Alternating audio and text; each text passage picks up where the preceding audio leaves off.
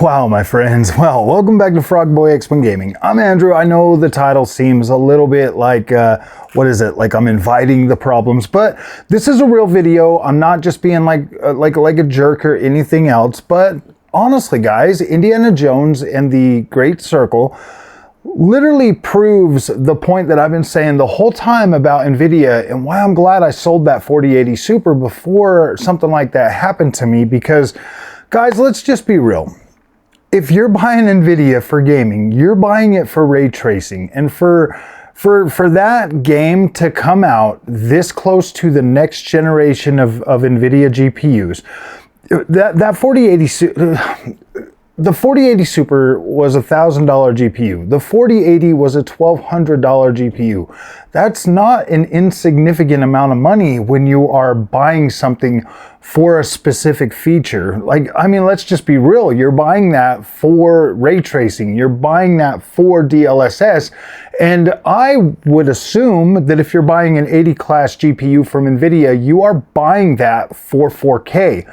So I've watched a few videos.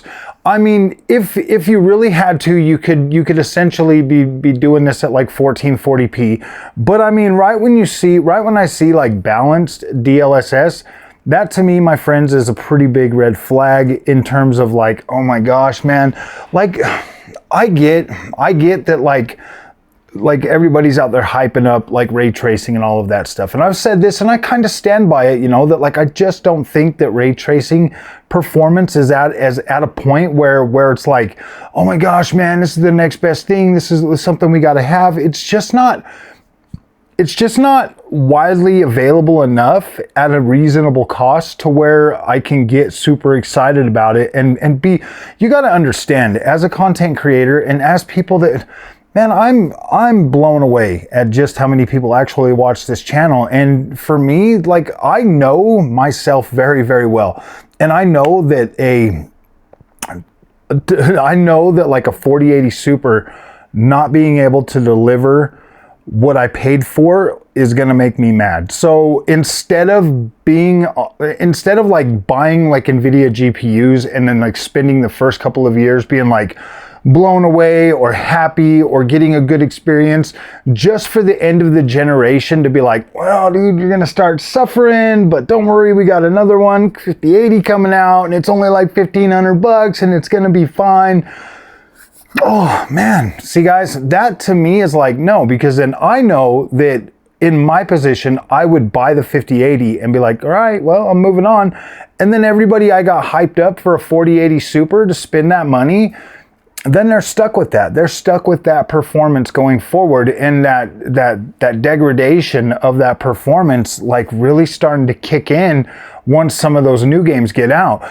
You know, everybody always says, well, at least Nvidia comes out and they got all their stuff at day one and blah, blah, blah. You're right, they do, but it's for old games. The new ones that are actually going to tax that system don't come out till the end of the generation. But then the PC space, guys, I don't get it. You guys, yeah, we want games to freaking tax our systems. Do we really? Do we really? I don't think we do. I think we want consistency. I think that if you spend $1,000 on a GPU, I feel like you want consistency. I know that there's people out there that are masochists like myself that would be upgrading every generation, but I know that like a lot of people out there, I know that there's a lot of people out there, a lot of gamers that get really hyped up, because I'm one of them. They get really hyped up on this stuff and then they buy it and they put that money out there thinking that like, yeah, man, I got the best and I got this. And then when that doesn't perform consistently across time, like I get it, man. Like I get it. But then I also get the people that just want the latest and the greatest. Honestly, I've said this before. If you want the best, get the top end Nvidia GPU. Just get the 4090 or the 5090 or whatever. I'm perfectly okay with people buying that class of card just because of the fact that like that should get you a little bit further, like it really should. But I don't know, man. Seeing what Indiana Jones and the Great Circle is doing to even a 4090, that to me, man, that to me is like either sheer incompetence, or that was designed to make these cards start to dwindle at the last minute so that people will be more enthusiastic about buying new cards. But let's think about this.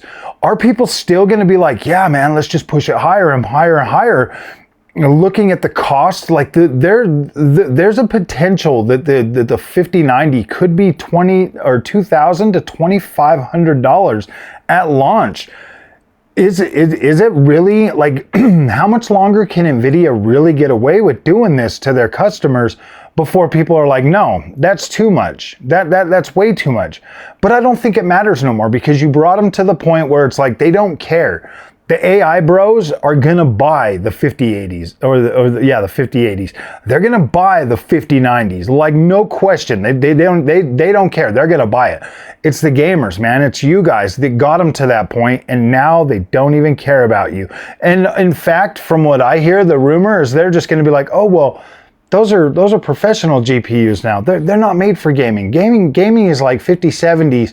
And under. Everything else, like a 5070 Ti and above, those are work class GPUs. So we're demanding, you know, more money for those.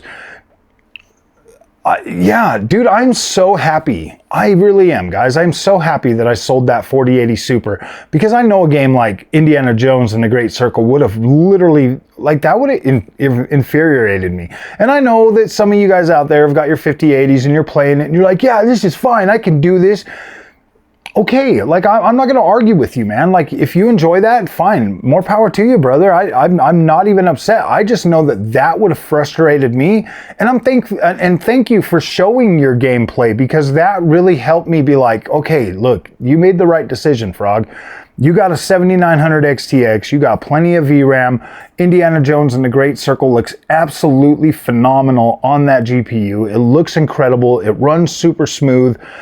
I don't feel negative about my experience, because I knew what I was buying into. And I feel like my experience, even to today, with the new games that I'm playing, has been consistent. I don't see games taking a massive drop. When I throw on a game like Stalker 2, and I can play that game with quality visuals, and I can play everything at like 3440, 1440p at like decent visuals and decent performance and everything, and then I can still play them on 4K using FSR and stuff like that. Because whatever you say, like, I don't really care. Like, FSR doesn't look horrible to me. Like, I mean, if you can go from a console, playing on a console, to like FSR quality, you're not going to be shedding a tear. Like, you could probably play FSR performance before you would start to be like, ooh, I don't know if it was much better than going to a console. You know what I mean? Like, you can literally play up 4K on performance on a PC with PC settings.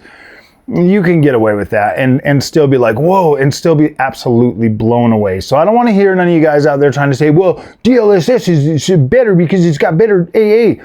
You're right, it does, whatever, but I don't think most people are really going to care. Like, I don't think most people really care. I think people would look at the AMD image quality and be like, damn, that looks good. You know why I know that? Because I do. Every single time I buy a new game on the AMD platform, I'm like, wow, this looks incredible.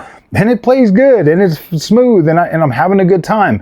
So yeah, guys, I'm grateful. I'm truly grateful that I decided to sell that 4080 Super. And yeah, dude, because now I don't got to be mad. Now I don't got to be upset. Now I don't got to make hate content or anything like that. I get to just be like, look, man, I'm glad I put my money where I felt like it was best, and it feels like I paid off, because I'm getting a good experience still with my 7900 XTX. I'll be able to buy an 8800 XT for, you know, $500, $600, $700, and I'll be able to enjoy that experience. I won't have to worry about spending a whole bunch of money on like some high-end cards. So yeah, overall, guys, I feel like I made the best decision with my money at the time, with the information that I had available, and I don't regret it. So thank you, guys. I'll see you in the next one. Have a good night.